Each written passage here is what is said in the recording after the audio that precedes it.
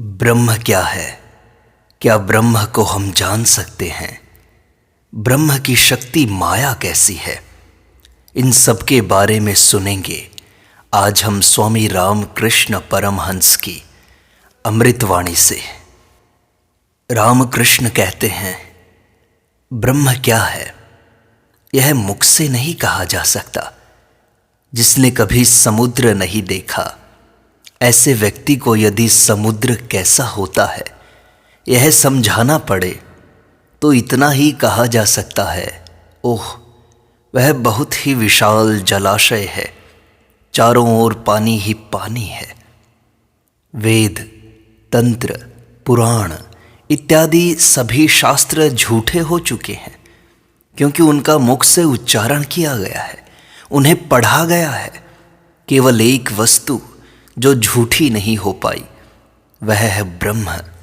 ब्रह्म क्या है यह आज तक कोई नहीं बता पाया। ब्रह्म कैसा है?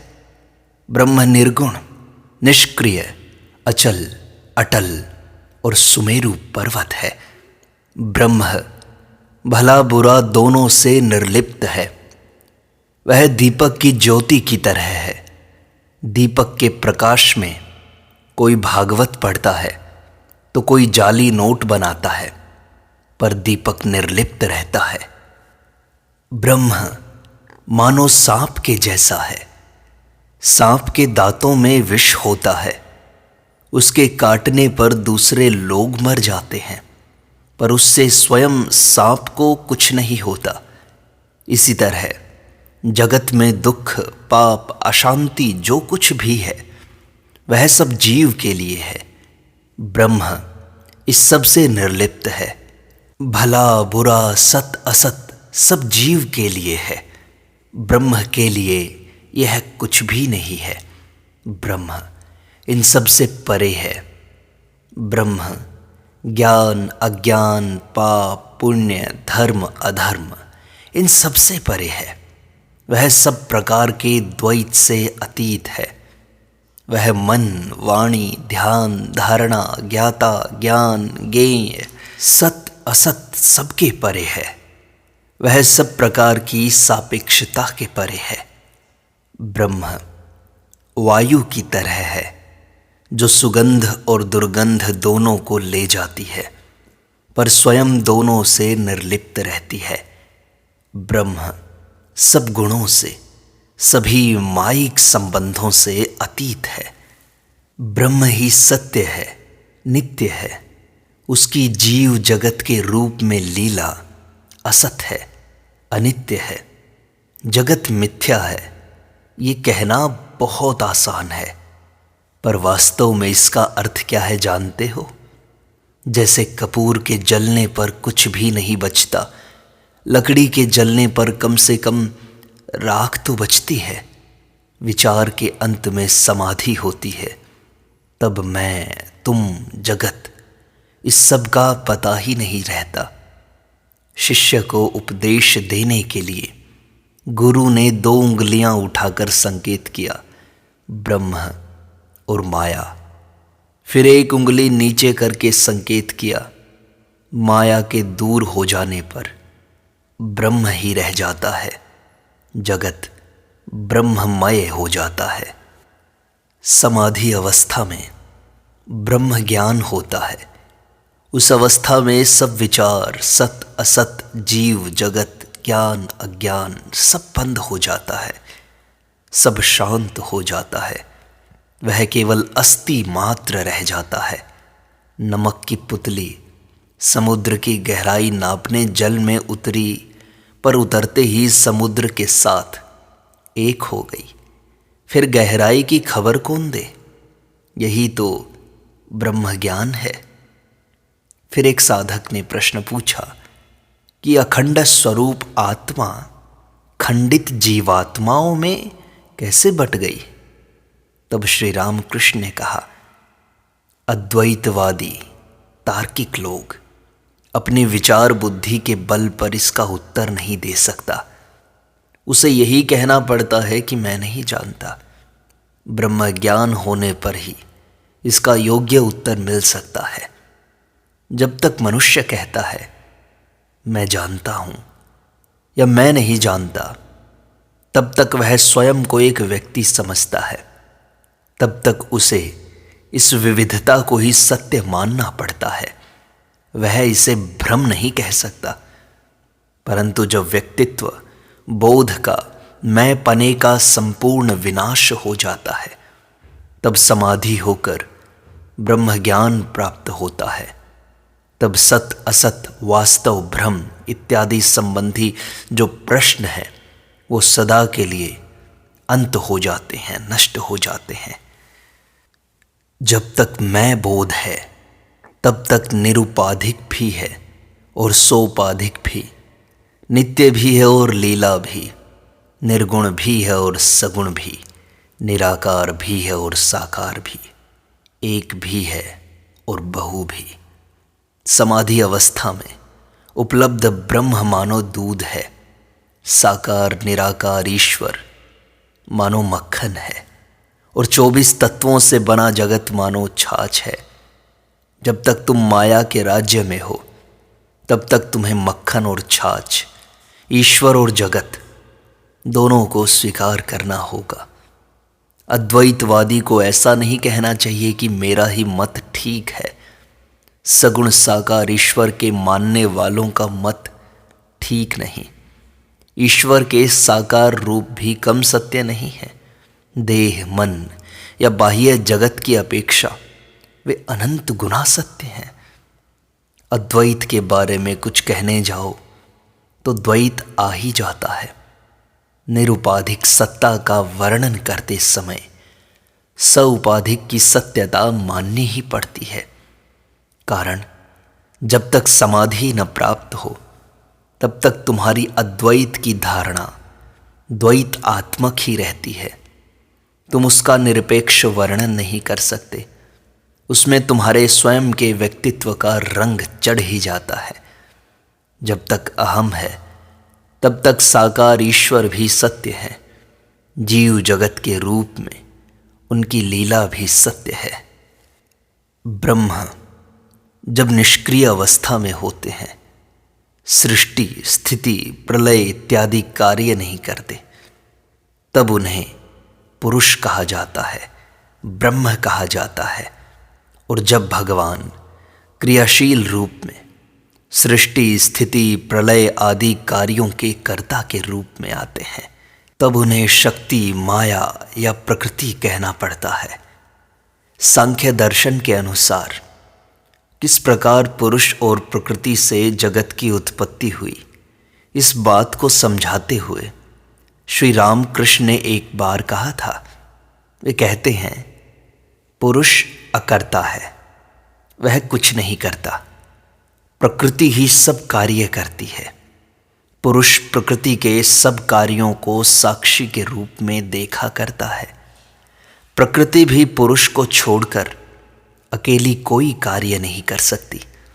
घर में विवाह के समय देखा नहीं, घर का मालिक तो काम काज का हुक्म देकर स्वयं आराम से बैठकर हुक्का पीता है, परंतु गृहिणी कपड़े में हल्दी के दाग लगाकर घर भर में एक बार इधर एक बार उधर दौड़ लगाती हुई देखती रहती है कि यह काम हुआ या नहीं, वह काम किया जा रहा है या नहीं।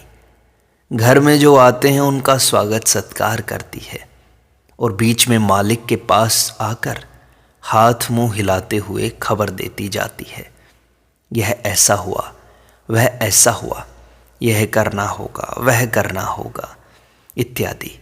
मालिक तंबाकू पीते पीते सब कुछ सुनता रहता है और सिर हिलाते हुए करके अपनी सम्मति देता है। प्रकृति पुरुष का काम भी ऐसा ही होता है। ब्रह्म और ब्रह्म की शक्ति माया अभिन्न है, एक है। एक को मानने से दूसरे को भी मानना पड़ता है। जैसे अग्नि और दहन शक्ति, दहन शक्ति के सिवा अग्नि को सोचा नहीं जा सकता, फिर अग्नि को छोड़कर उसकी दहन शक्ति को नहीं सोचा जा सकता। वैसे ही सूर्य को छोड़कर सूर्य की किरणों को सोचा नहीं जा सकता। और सूर्य किरणों को छोड़कर सूर्य को नहीं सोचा जा सकता। दूध को छोड़कर दूध के सफ़ेद पने का विचार नहीं किया जा सकता। फिर दूध के सफ़ेद पने के बिना दूध का विचार नहीं किया जा सकता। इसी प्रकार ब्रह्म को छोड़कर शक्ति को और शक्ति को छोड़कर ब्रह्म को नहीं सोचा जा सकता। ब्रह्म और माया अभिन्न है, जैसे अग्नि और उसकी दहन शक्ति। ब्रह्म और शक्ति अभेद हैं, जैसे दूध और उसका धवलत्व। ब्रह्म और शक्ति अभेद हैं, जैसे मणि और उसकी प्रभा। तुम इनमें से एक को छोड़कर दूसरे को सोच नहीं सकते। जहाँ कहीं कार्य है, सृष्टि, स्थिति, प्रलय, वहीं माया है। परंतु जल स्थिर रहने पर भी जल है और तरंग पूर्ण होने पर भी जल ही है। वह सच्चिदानंद ही आद्य शक्ति है, जो सृष्टि, स्थिति, प्रलय किया करती है। जैसे कप्तान जब कोई काम नहीं करता तब भी वही है, और जब पूजा करता या लाट साहब से मिलने जाता है तब भी वही है। वह एक ही है, भेद केवल उपाधि में है। जैसे मैं कभी वस्त्र पहने रहता हूँ तो कभी वस्त्रहीन, वैसे ही ब्रह्म भी कभी सगुण है तो कभी निर्गुण। ब्रह्म जब शक्ति के साथ संयुक्त होता है तब उसे सगुण ब्रह्म कहते हैं, वही ईश्वर है।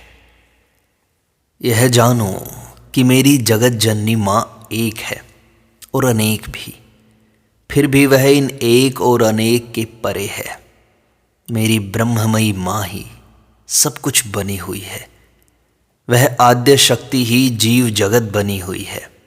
वही अनंत शक्ति स्वरूपिणी जगत में दैहिक, बौद्धिक, नैतिक, आध्यात्मिक आदि विविध शक्तियों के रूप में प्रकाशित है। मेरी माँ ही वेदांत का ब्रह्म है। वह ब्रह्म का व्यक्त रूप है। विचार दो प्रकार का होता है, अनुलोम और विलोम। पहले के द्वारा मनुष्य जीव जगत से नित्य ब्रह्म में जाता है और दूसरे के द्वारा देखता है कि ब्रह्म ही जीव जगत के रूप में आच्छादित हो गया है। समाधि में ब्रह्म का साक्षात्कार करने के बाद भी साधक अहम के सहारे द्वैत भूमि में उतर आता है। वह इतना ही अहम रख छोड़ता है जिसके द्वारा वह सगुण ईश्वर की लीला का आस्वादन कर सके। सारे गा मा पा धा नी पर अधिक देर तक ठहरना कठिन है।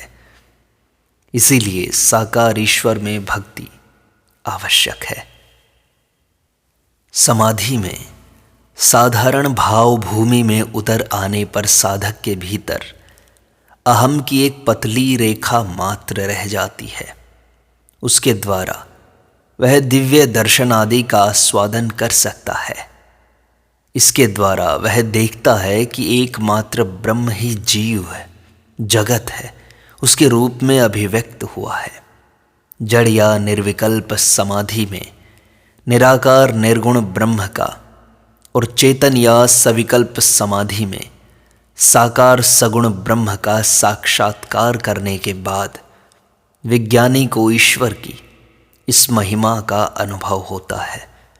जब तक तुम में स्वयं के व्यक्तित्व का बोध है, अहम का बोध है, तब तक तुम ईश्वर का भी व्यक्ति के सिवा अन्य किसी रूप में विचार चिंतन नहीं कर सकते।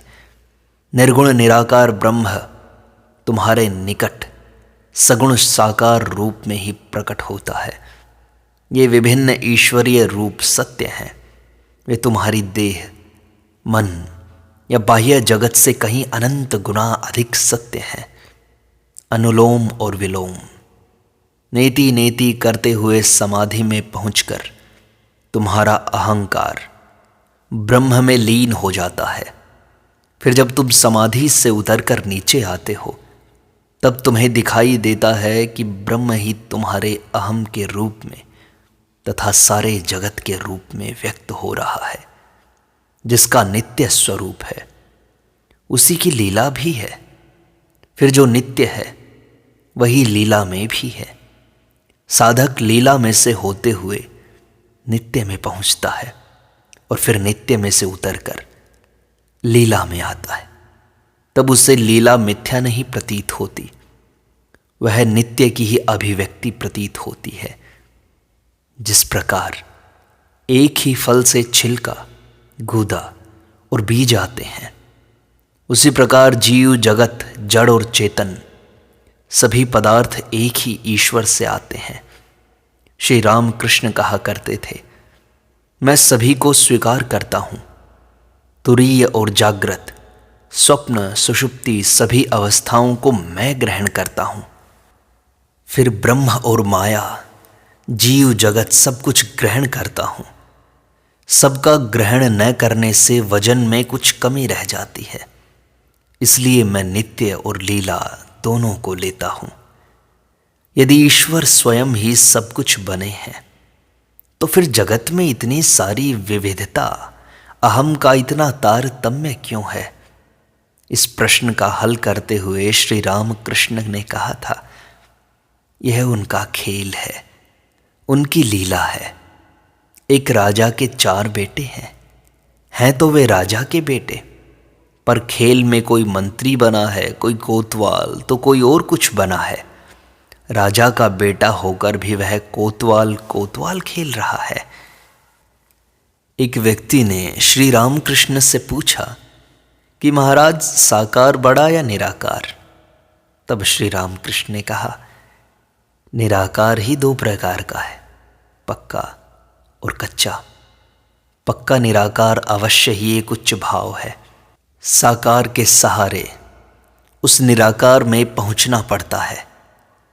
ब्रह्म समाज वालों का कच्चा निराकार है, जैसे आँख मूंदने पर अंधेरा ही दिखाई देता है। ईश्वर साकार भी है और निराकार भी। फिर वे साकार निराकार के परे भी हैं। वे क्या है, यह तो वे ही जानते हैं। साकार रूप क्या है जानते हो? जैसे जल राशि के भीतर से बुलबुले उठते हैं, वैसे ही महाकाश, चिदाकाश में से एक एक रूप प्रकट होते हुए दिखाई देते हैं। अवतार भी एक रूप ही है।